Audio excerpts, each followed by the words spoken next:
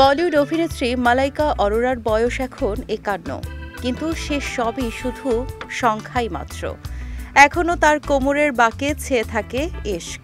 সিনেমায় অভিনয় আজকাল আর করেন না তেমন, তবে তাকে নিয়মিত দেখা যায় নাচের বিভিন্ন রিয়ালিটি অনুষ্ঠানে।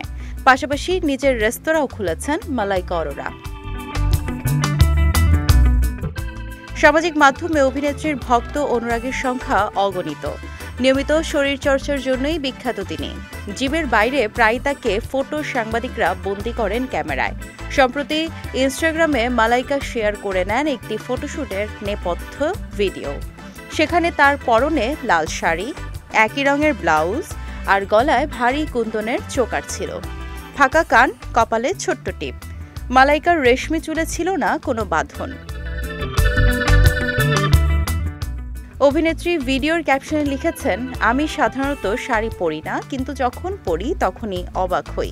নিজেকে প্রশ্ন করি কেন আমি আরও বেশি বেশি শাড়ি পরি না, বিশেষত লাল শাড়ি। কিন্তু মালাইকা অরোরাকে বেশিরভাগ সময় দেখা যায় শরীরচর্চার পোশাকে। এছাড়া নানা সময় পশ্চিমী পোশাকেই তিনি ধরা দেন ক্যামেরায়। তবে তার নির্মেদ শরীর যে ভারতীয় পোশাকের জন্য দারুণ উপযুক্ত সে কথা বলতেই হয়।